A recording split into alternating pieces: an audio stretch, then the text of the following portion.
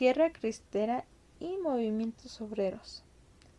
La Guerra Cristera 1926-1929 fue un enfrentamiento armado que inundó de sangre gran parte del territorio mexicano.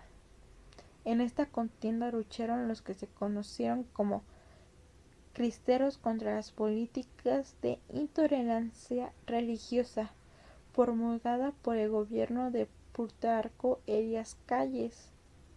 La Guerra Cristera tiñó de rojo el suelo mexicano por 3 largos años. Durante este periodo se enfrentaron creyentes y militares del gobierno de Plutarco Elías Calles. La Guerra Cristera, o como también se conoce, la Cristiada, comenzó cuando Plutarco Elías Calles modificó el Código Penal de la Constitución de 1917. Calles instaló lo que conocemos como Ley Calles el 21 de junio de 1926. En esta ley se buscaba reducir el número de sacerdotes, restringir la realización del culto religioso y animar la libertad de los creyentes. Además se buscaba prohibir la manifestación de fe fuera de los hogares y expropiar las propiedades y bienes de la Iglesia. En todo el país los templos fueron cerrados en respuesta a la aplicación de la llamada Ley Calles, que limitaba y controlaba el culto católico en todo el país. Esas normas fueron rechazadas por la Iglesia Católica, que ordenó la suspensión de las misas en todo el país. Era la primera vez que se cerraban las iglesias. El conflicto armado inició en 1926 en los estados de Michoacán, Jalisco, Guanajuato, Querétaro, Nayarit, Colima, Durango, Guerrero, Oaxaca, México, Morelos, Distrito Federal, Puebla, Tlaxcala y Veracruz.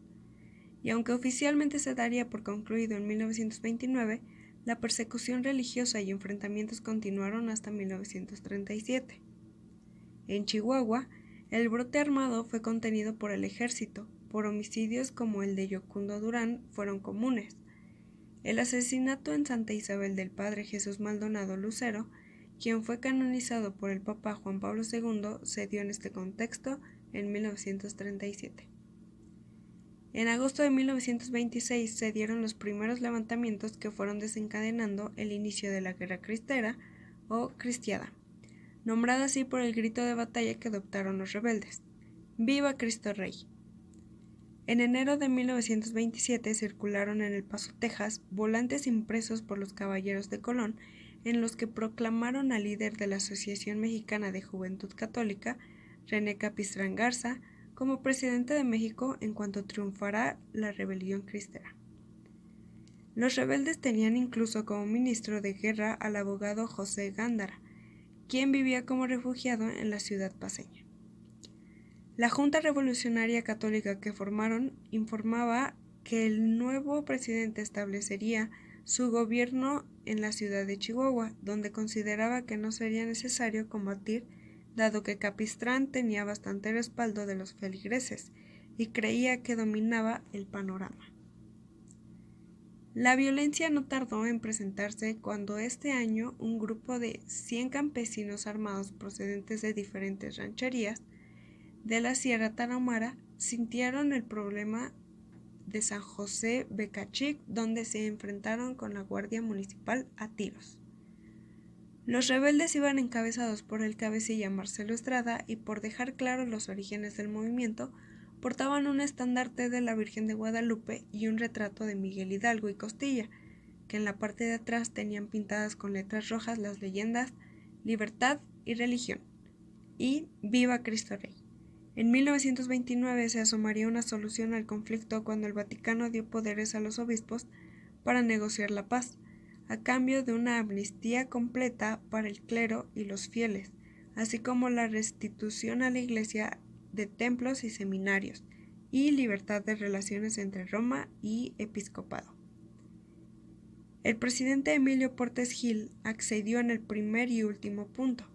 Rechazó el derecho de propiedad, otorgó solamente el uso de templos y seminarios para sus fines, algo que el clero mexicano aceptó, reanudando las misas en los templos del país, y también desmovilización de más de 50,000 soldados cristeros.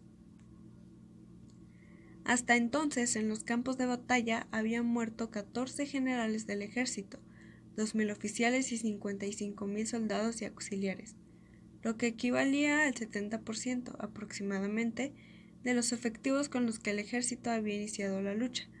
En tanto, el bando cristero se estimaba en 30.000 los caídos, incluyendo un centenar de sacerdotes.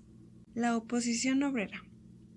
Las luchas del movimiento obrero independiente han permanecido ignoradas en la mayor parte de los estudios realizados sobre el gobierno de Calles, por lo que parecería que durante este periodo la clase obrera permaneció inactiva, sin ofrecer respuesta a los mecanismos de control empleados por los líderes de la CROM y el proceso de incorporación puesto en marcha por el Estado.